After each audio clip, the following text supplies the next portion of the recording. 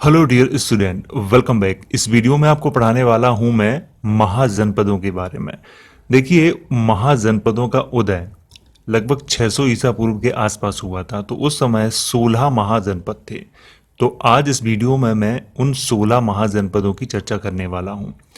जितने भी प्रश्न यहाँ से बनेंगे जो प्रतियोगी परीक्षा के लिए महत्वपूर्ण होंगे, उन सभी प्रश्नों की मैं इस वीडियो में चर्चा करने वाला हूँ। अगर आपको इसकी पीडीएफ चाहिए तो लिंक है डिस्क्रिप्शन बॉक्स में, तो वहां से जाके आप इसकी पीडीएफ को डाउनलोड कर सकते हो।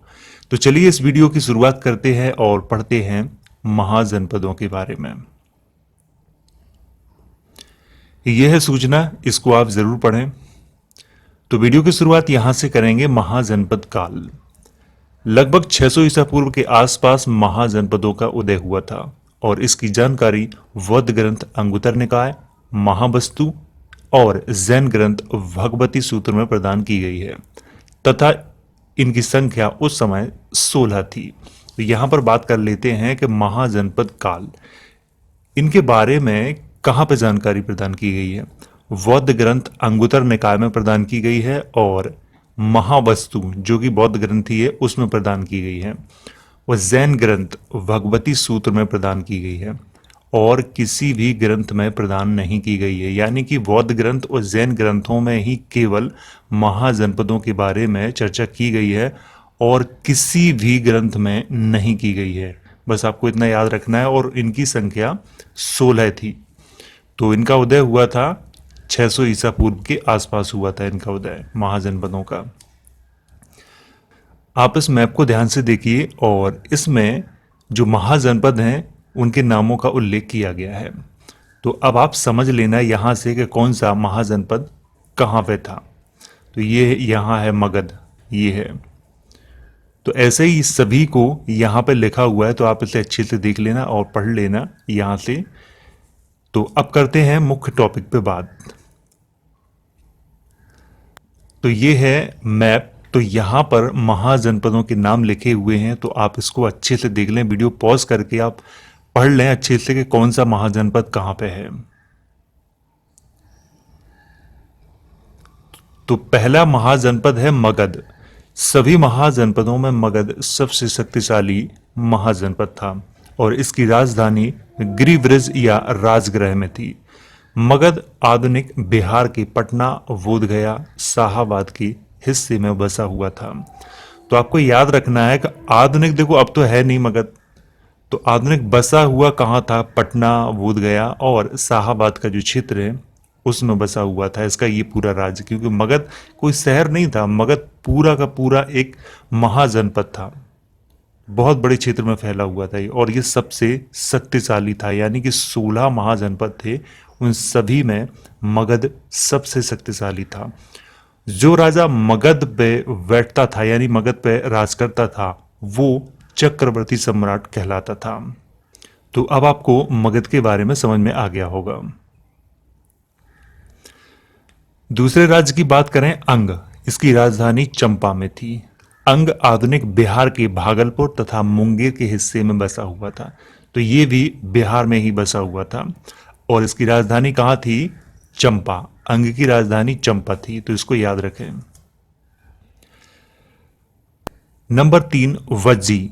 यह महाजनपद आधुनिक उत्तरी बिहार के हिस्से में बसा हुआ था और इसकी राजधानी 3 क्षेत्रों में विभाजित थी। यह महाजनपद 8 गणराज्यों का संघ था जिसमें लिच्छवी, विदेह और ज्ञात्रिक कुल महत्वपूर्ण थे।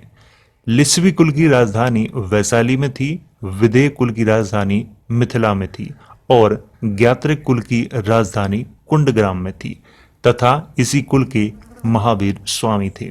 तो यहां पर थोड़ी चर्चा कर लेते हैं।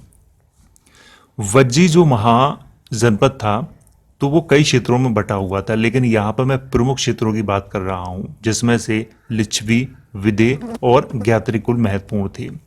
तो यहाँ पर लिच्छवी जो कुल था उसकी राजधानी थी वैशाली में और विदेह कुल की राजधानी थी मिथिला में और ज्ञात्रिक कुल की राजधानी कुंडग्राम में थी।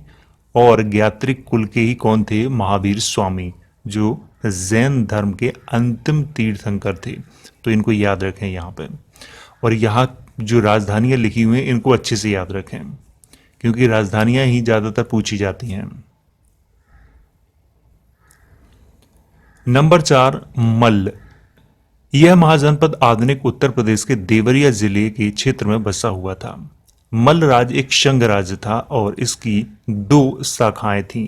एक शाखा की राजधानी कुशीनगर में थी और यहीं पर भगवान बुद्ध को निर्वाण प्राप्त हुआ था। मल्लों की दूसरी राजधानी पावा में थी और यहीं पर महावीर स्वामी की मृत्यु हुई थी। तो यहाँ पर थोड़ी बात कर लेते हैं।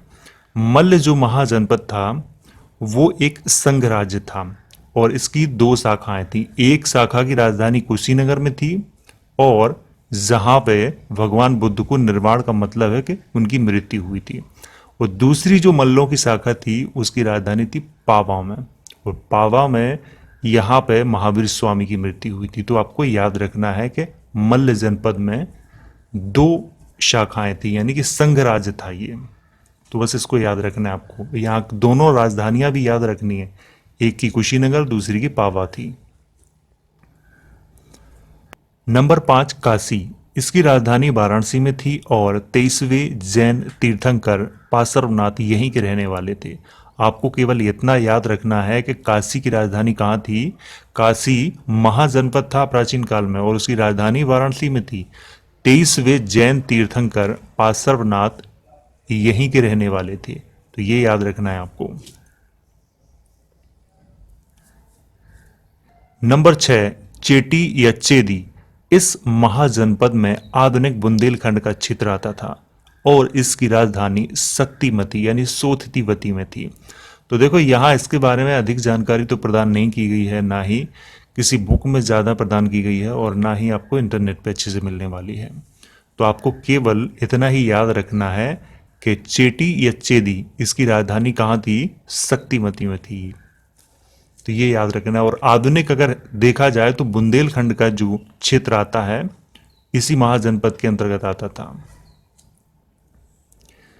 नंबर 7 वत्स या वच। क्योंकि दोनों नाम मिलते हैं तो मैंने दोनों लिख दिए हैं यहाँ पर। यह महाजनपद आधुनिक प्रयागराज यानी इलाहाबाद के आसपास बसा हुआ था और इसकी राजधानी कौशाम्बी आधुनिक कौशम गांव में थी और महाजनपद काल में यह व्यापारिक केंद्र था। तो बस आपको कितना याद रखना है कि इसकी राजधानी कहाँ थी, कौशाम्बी में थी। आधुनिक एक कौशम गांव है वहाँ थी और यह एक व्यापारिक केंद्र था, तो इसको याद रखना है यहाँ पे। नंबर 8 पांचाल। यह महाजनपद वर्तमान उत्तर प्रदेश के बदायूं, बरेली और फर्रुखाबाद जिले में बसा हुआ था और यह 2 भागों में विभाजित था, उत्तरी तथा दक्षिणी। उत्तरी पांचाल की राजधानी अहिछत्र में और दक्षिणी पांचाल की राजधानी काम्पिल में, जो कि फर्रुखाबाद के कंपिल नामक स्थान में ऐसा माना जाता है वहाँ पे। तो आपको याद रखना है कि यहाँ पर उत्तरी पांचाल की राजधानी अहिछत्र में थी और दक्षिणी की थी काम्पिल में थी। और ये काम्पिल को अभी एक जगह है फर्रुखाबाद में जिसे कंपिल के नाम से जाना जाता है, तो वहाँ इतिहासकार मानते हैं कि यही राजधानी थी। तो इसको भी याद रखें अच्छे से। सबसे महत्वपूर्ण है कि आधुनिक एरिया इनका कहाँ था और राजधानियाँ कहाँ थी, ये आपको याद रखना है। नंबर 9 कौशल।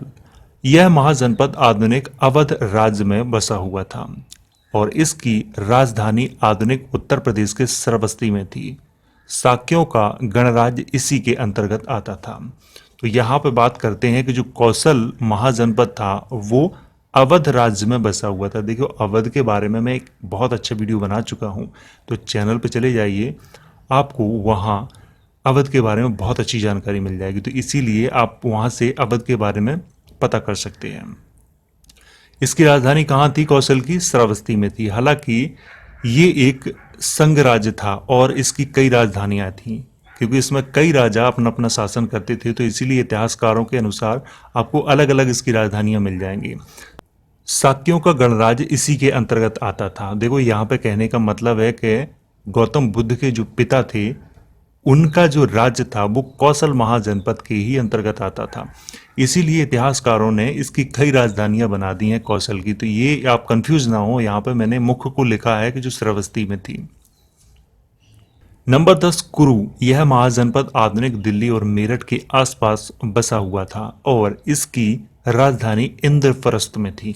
तो देखो यहाँ पे आपको केवल इसमें इतना ही याद रखना है, कुरु ये कहाँ बसा हुआ था? दिल्ली और मेरठ के आसपास ये बसा हुआ था महाजनपद, और इसकी राजधानी इंद्रप्रस्थ में थी।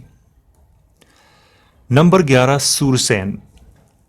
वर्तमान उत्तर प्रदेश के मथुरा जिले का क्षेत्र इस महाजनपद के अंतर्गत आता था और इसकी राजधानी मथुरा में थी। सुरसेन की मथुरा में थी राजधानी, बस इतना याद रखना है आपको। नंबर 12 अवंती। यह महाजनपद आधुनिक मध्य प्रदेश और छत्तीसगढ़ के कुछ भागों में बसा हुआ था और इसकी दो राजधानियां थी, उत्तरी अवंती और दक्षिणी अवंती। उत्तरी अवंती की राजधानी उज्जैन में थी और दक्षिणी अवंती की राजधानी माहिष्मती में थी।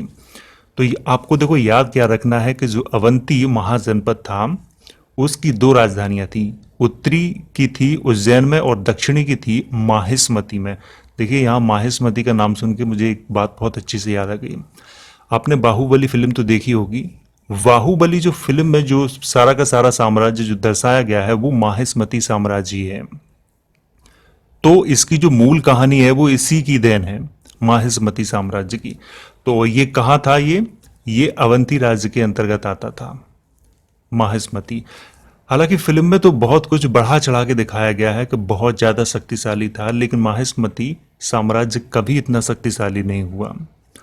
सबसे शक्तिशाली मगध था। हालांकि अवंती जो महाजनपद था वो शक्तिशाली था, लेकिन मगध के जितना कभी शक्तिशाली नहीं हुआ।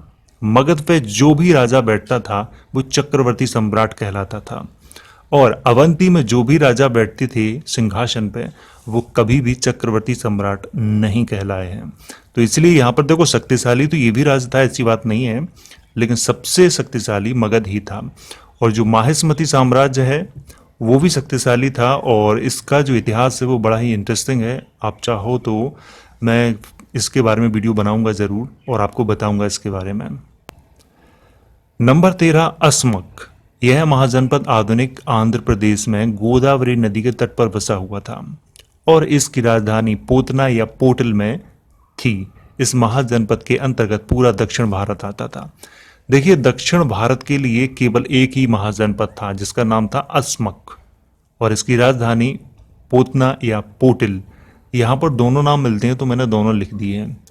तो वहां पे इसकी राजधानी थी। नंबर 14 मत्स्य। यह महाजनपद वर्तमान में राजस्थान के जयपुर जिले के आसपास बसा हुआ था और इसकी राजधानी विराटनगर में थी और विराटनगर आधुनिक अलवर और भरतपुर के आसपास में ये बसा हुआ था। नंबर 15 कंबोज। यह महाजनपद गांधार महाजनपद का पड़ोसी राज्य था और इसकी राजधानी राजौरी या हजारा में थी। यह महाजनपद विशेष तौर पर घोड़ों के व्यापार के लिए प्रसिद्ध था। आपको यहाँ पे याद रखना है कि काम्बोज की राजधानी कहाँ थी? राजौरी या हजारा, क्योंकि दोनों नाम मिलते हैं, राजौरी भी मिलता है और हजारा भी मिलता है। तो यहाँ पे दोनों नामों को आपको याद रखना होगा और ये विशेष तौर पर घोड़ों के व्यापार के लिए प्रसिद्ध था। तो ये काम्बोज है कहाँ, मतलब कहाँ था ये? देखिए जब मैंने आपको शुरुआत में मैप दिखाया था ना, तब पाकिस्तान की तरफ देखते हैं तो उसी का ये पड़ोसी राज्य था ये गांधार का। तो आपको अच्छे से आप जाके वीडियो को दोबारा से देख सकते हो इसके बारे में। नंबर 16 गांधार। यह महाजनपद आधुनिक पाकिस्तान के पेशावर और रावलपिंडी क्षेत्र में स्थित था। इसकी राजधानी तक्षशिला में थी। तक्षशिला विधा और व्यापार का प्रसिद्ध नगर था और यहाँ पर देश विदेश से छात्र पढ़ने आते थे। देखिए गांधार एक बहुत ही प्रसिद्ध महाजनपद था और ये प्रसिद्धि का इसका कारण था केवल यहाँ पे विधा यानी कि ज्ञान और व्यापार के लिए ये बहुत प्रसिद्ध था और इसकी राजधानी तक्षशिला में थी।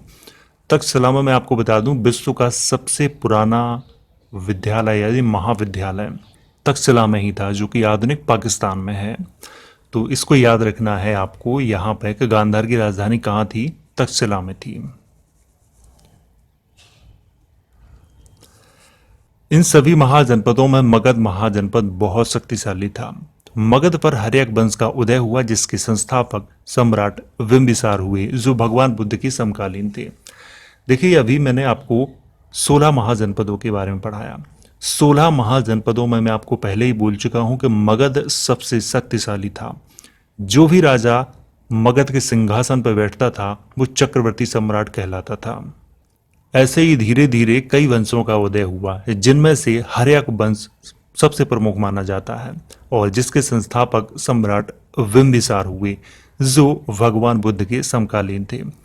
देखो यहाँ पे उससे पहले क्या होता है कि इतिहास की जानकारी नहीं मिलती, यानी कि हर्यक वंश से पहले किन किन वंशों ने मगध पे शासन किया है उसकी जानकारी कहीं भी स्पष्ट रूप से नहीं मिलती है। इसीलिए जितने भी इतिहासकार हैं उन्होंने हर्यक वंश से ही शुरू किया है मगध का इतिहास।